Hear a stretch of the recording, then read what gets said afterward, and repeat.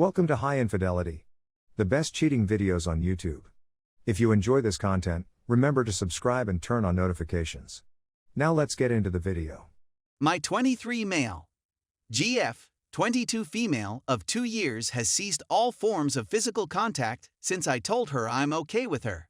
She also lied to me. Should I break it up? When we moved in together, my girlfriend 22 female told me, 23 male, that she is. She said that she would continue to please me, and that she loves me as a person, not my body. I was insecure at first because I thought I was unattractive. However, the overall opinion among close friends and commentators was to continue the relationship since she was prepared to compromise, which I did. In any case, a lot has changed since then. I investigated and attempted to understand more about in order to become more comfortable with it. However, she has recently begun rejecting any types of physical contact, including hugs, holding hands, and pretty much anything else. I assumed she was acting this way because she wanted space, and I made no attempt to establish physical contact. The last time we had was in April, and if I attempt to start, she says, God gave you hands so you can assist yourself. To put things into perspective, I have a low libido and only feel randy once every 10-15 days. We share a bed, but I'm not permitted to touch her. She just takes my hand away or makes some distance between us if I get close. But the rest of the relationship is solid, and I love her and hope she does as well. When I attempted to take her hand during our stroll yesterday, she was plainly displeased. I quickly removed my hand and haven't spoken to her since. I'm deeply upset, and it's had a significant impact on my self-esteem. I slept in the hall last night and awoke to a text from her closest friend 22 female friends since they were 7 years old, cursing at me for not accepting her for who she was and not appreciating her. I attempted to persuade her of my point of view, but she refused to listen, so I simply agreed with her. After more conversation, I discovered that she has been aware of her since she was 15 years old. This is where the treachery comes in. She told me she just recently discovered her. She'd been lying about herself the whole time, first about her attraction to me, then about her. I have the impression that I have been tricked and that she has betrayed me. If she had informed me about her ahead of time, I would have thought about it and came to grips with it, or maybe not continued, saving us a lot of sorrow. She has also failed to meet her commitment to keep me pleased. I'm really thinking of having her move out. I own the home, and breaking up with her. But before I do it, is what I'm feeling justified? Is it normal for me to feel this way? What should I do if that is not the case? Is this connection also salvageable? Is there anything worse than saving? She has returned home. It's around 9 p.m. over here, and once she calms down, I'm going to tell her that we need to split up because I can't stand it any longer, and that she has to move out. Story 2. My sister and Bill won't let me kiss my BF.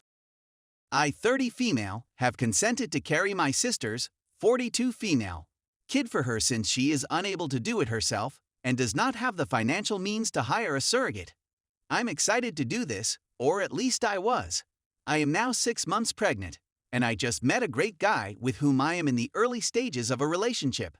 He is aware of my circumstances and is kind and attentive.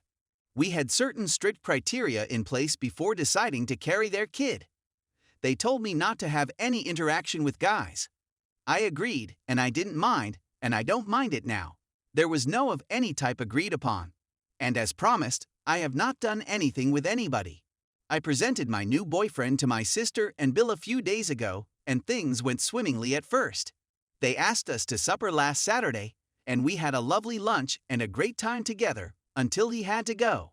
My boyfriend came over to me after saying his goodbyes to my sister and Bill and embraced and kissed me passionately, but not in a disgusting manner or for a lengthy amount of time, just seconds. My sister and Bill leapt down my neck as soon as he went, telling me how I violated the rules and how filthy and terrible I am. I was honestly surprised since I hadn't anticipated such a blowout or their unreasonable behavior/feelings towards me despite literally only having a kiss. I opted not to dispute with them or even engage in dialogue with them, and instead simply went home. I live about a 30-minute walk away, and when I returned home, I found an email waiting for me. The email had our old agreement, but it now added the phrase "no kissing of any type," and they want me to sign the new one. I don't want to since I've been more than accommodating and mindful of all of their initial requests. I get the impression that they are now crossing lines and treating me as if I were a farm animal that they possess and manage. I don't want to incite greater hostility between us. They've been phoning and messaging me ever since, and I've yet to respond.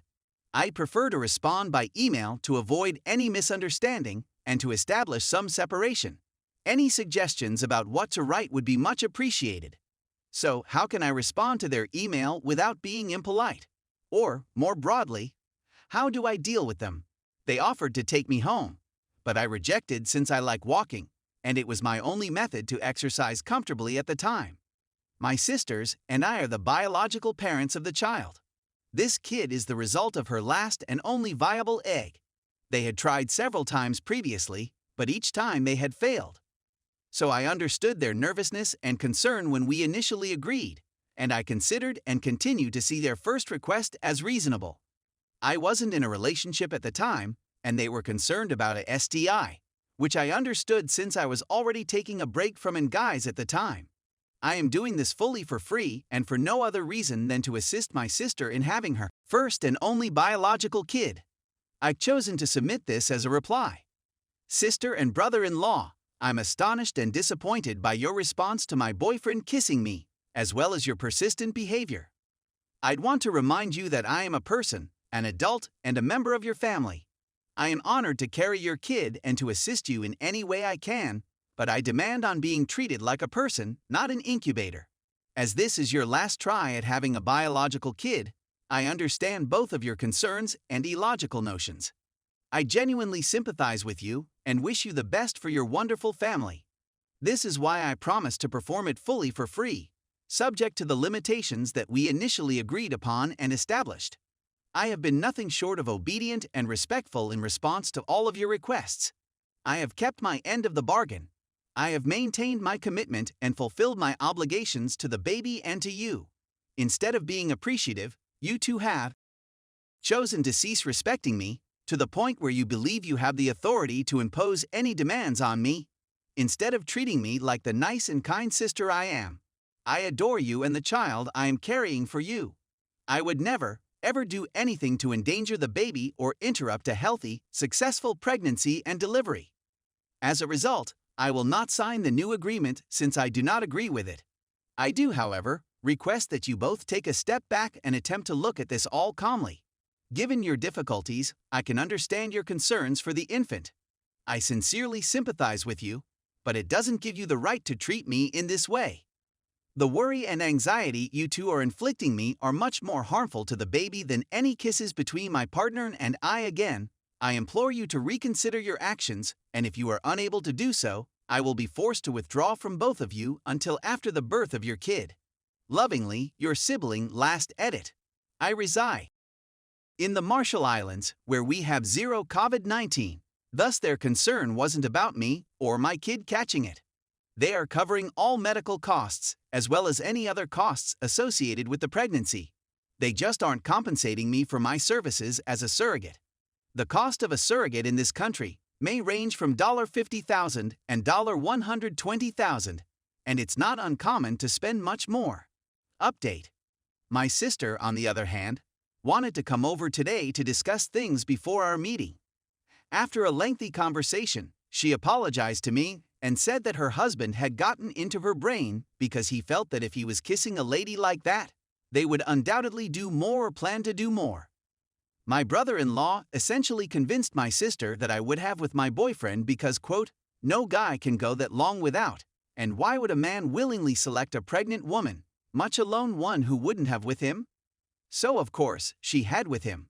Their primary concern was that he may have a STI and pass it on to me, infecting their kid. After our conversation, I accepted her apologies but also asked for some space, since it hurts that they were so ungrateful and unreasonable to have behaved so badly towards me. My sister and I generally get along nicely, and this is our first disagreement.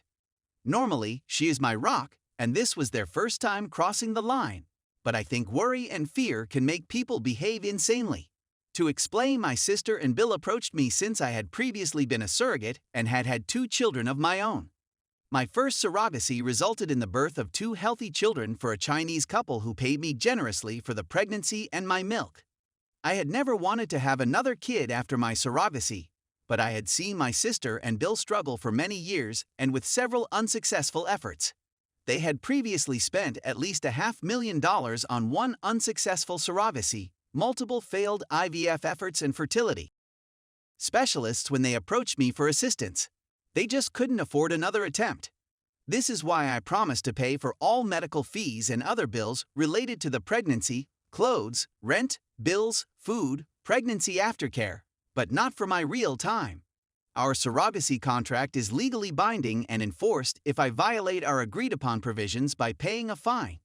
They assumed kissing was part of the contract and thought I was in breach, which is why they freaked out on me over dinner.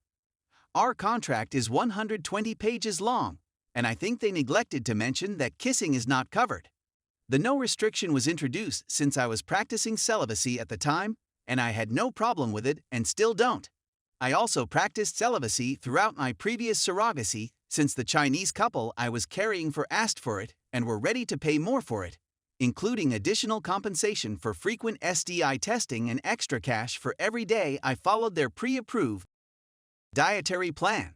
Couples that pay for a surrogate may request practically anything from the surrogate during negotiations, as long as it is acceptable or the surrogate gladly agrees. Finally, although I am pro-choice and believe in a woman's right to choose, you cannot legally abort a kid at 6 months since it is a viable baby, a preterm baby that can survive outside of the womb. Also, what a heinous thing to do to the baby, yourself, and the parents. Thanks for reading the story.